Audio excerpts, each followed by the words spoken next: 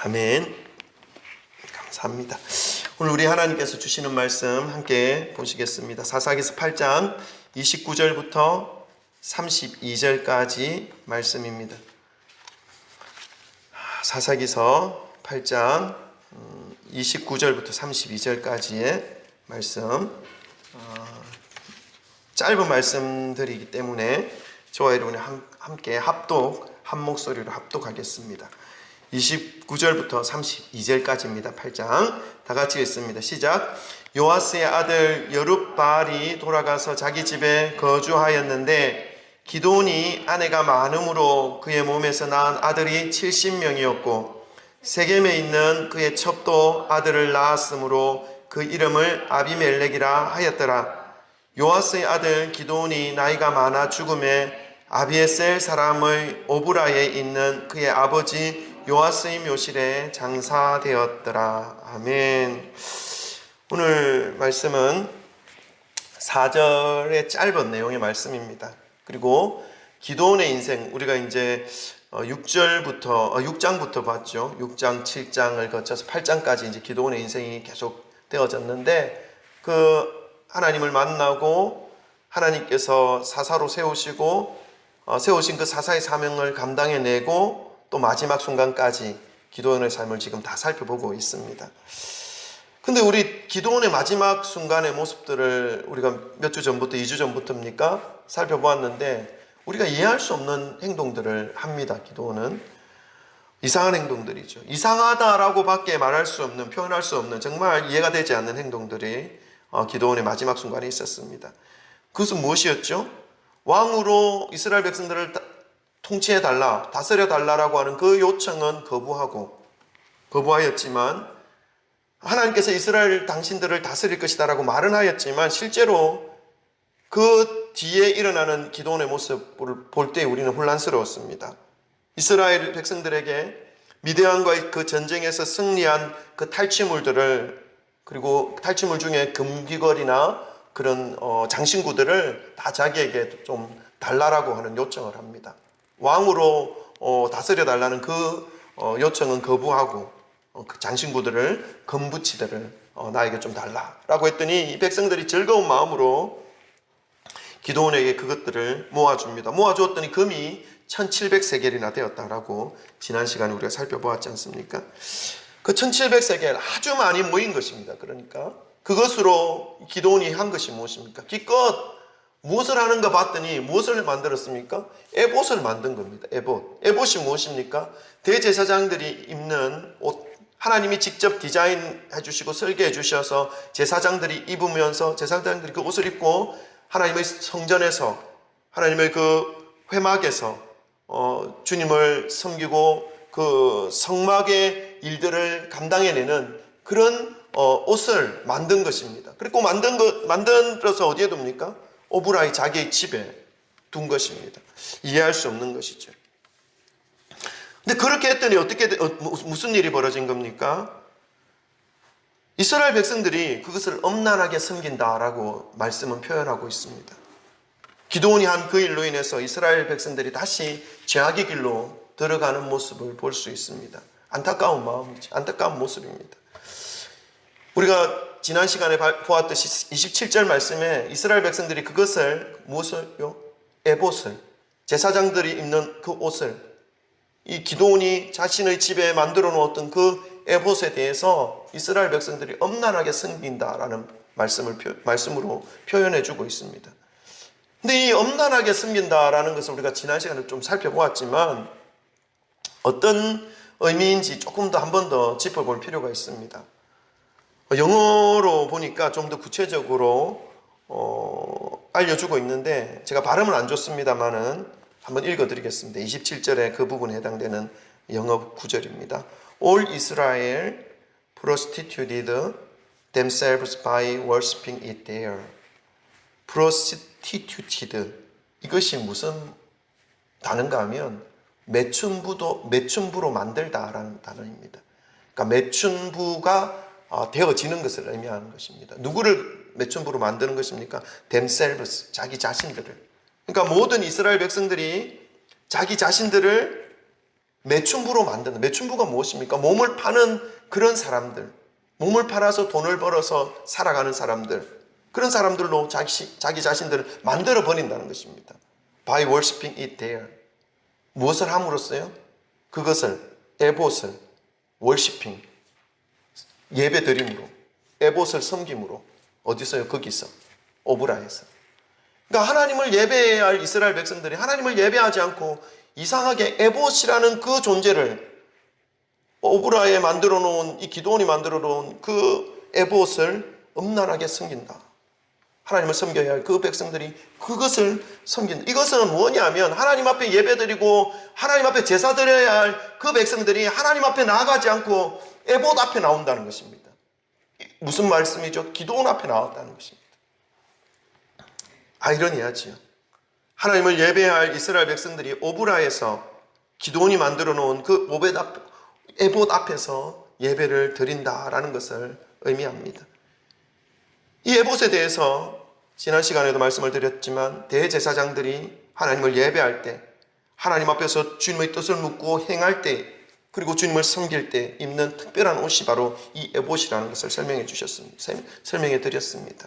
그런데 엉뚱하게도 지금 기도원이 만들어 놓은 이 에봇, 제사장들이 입는 것도 아니고 레위 지파가 있는 것도 아니고 지금 므낫세 지파, 전혀 제사장과 제사장직분과는 전혀 상관없는 이 기도원이 만들어 놓은 에봇 앞에서 예배를 드리고 있는 이 이스라엘 백성들의 모습인 것입니다.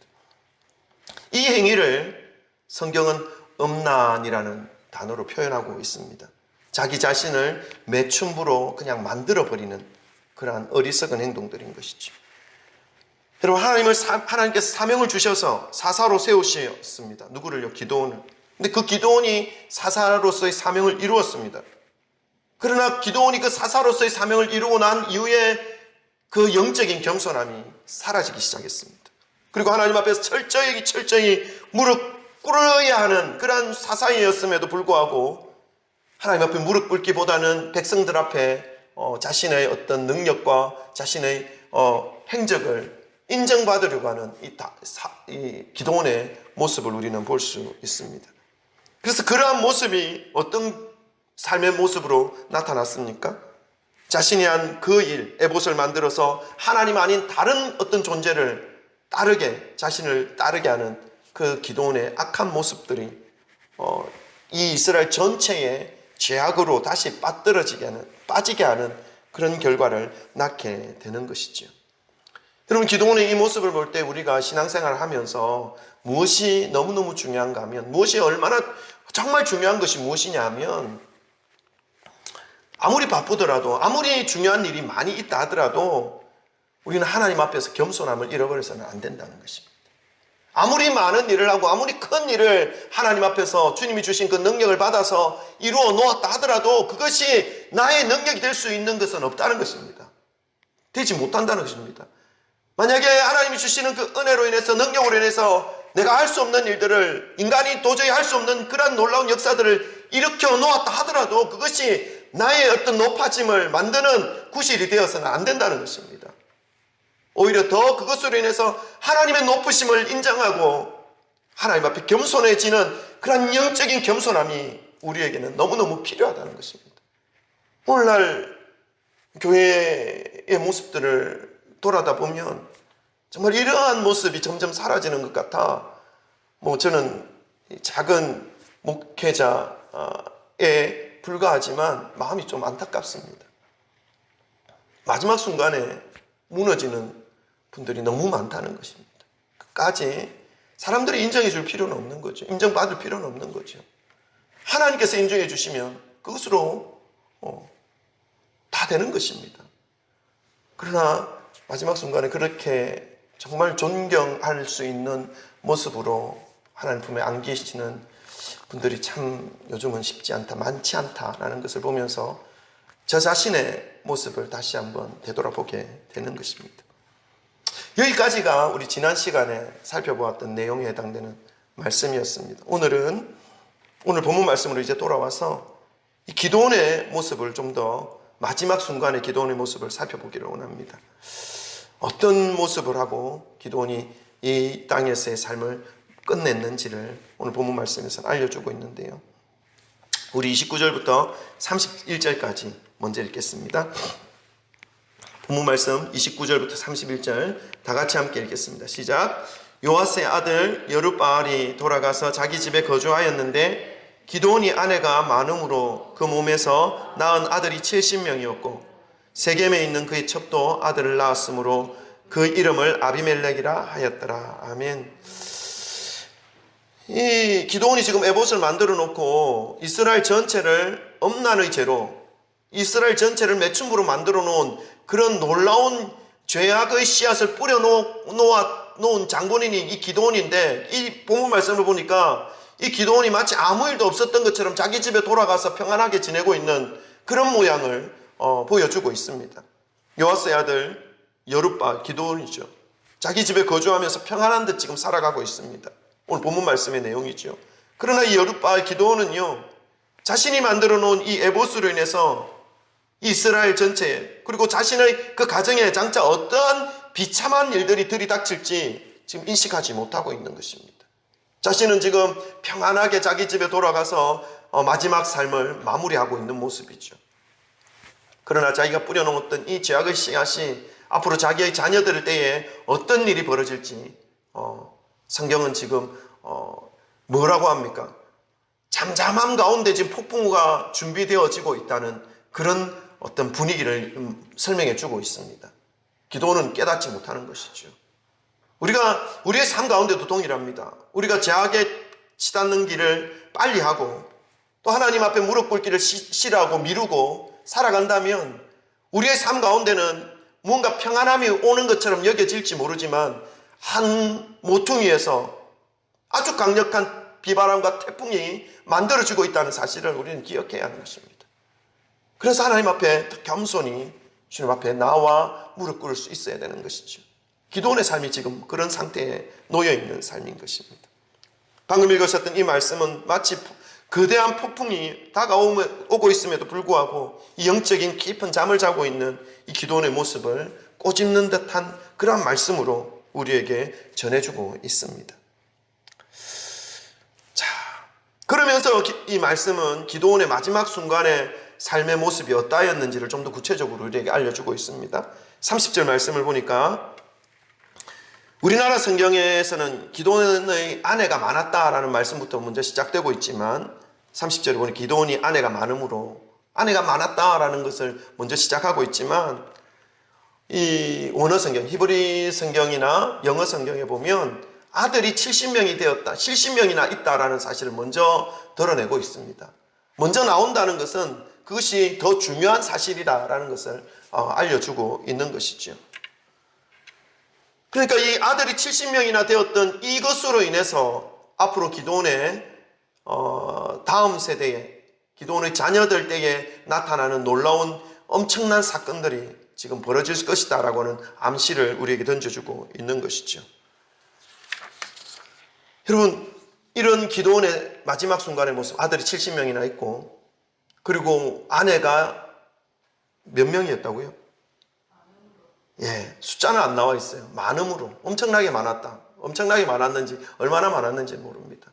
결국 이것을 본다면요, 여러분, 기드온이 이스라엘 백성들이 우리의 왕이 되어 주십시오. 당신이나 당신의 아들들이나 그들이 우리를 다스리게 해 주십시오라고 하는 이 요청을 거절하였지만, 말로는 거절하였지만 삶은 어땠어요? 왕처럼 살은 거예요. 아니, 그렇지 않고는 어떻게 이렇게 이런 마지막의 모습에 이런 결말을 맞이할 수 있습니까?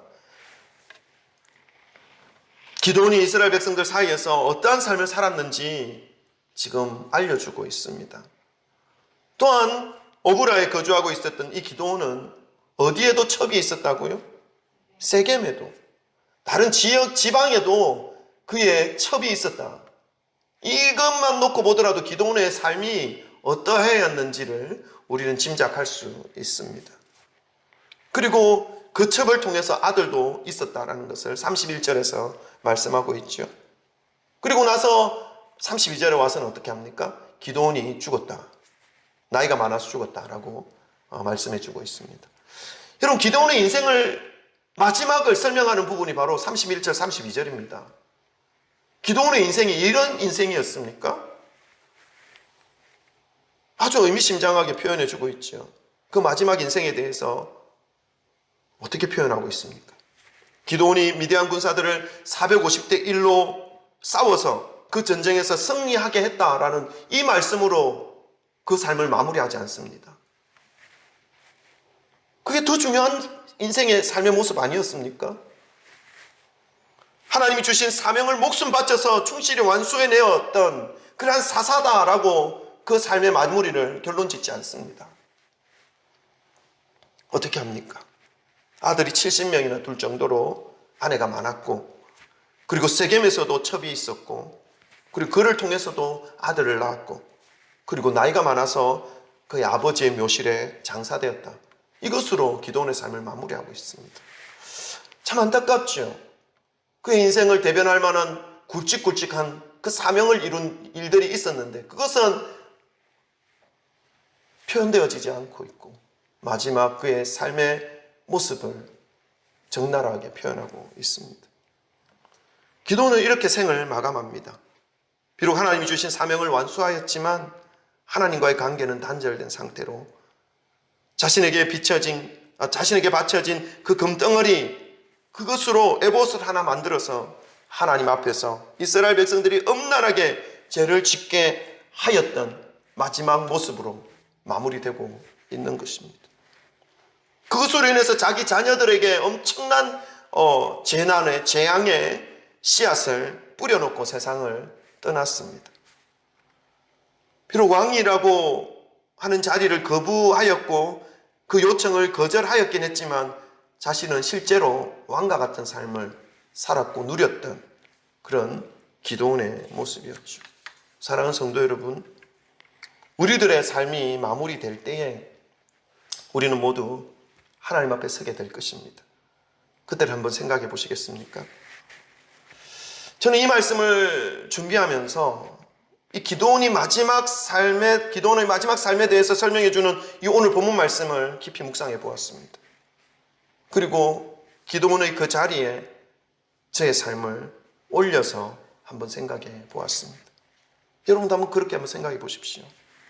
생을 모두 마감하고 하나님 앞에 섰을 때에 하나님께서 우리의 삶을 영화처럼, 필름처럼 살아온 발자취를 다 보여주실 것입니다.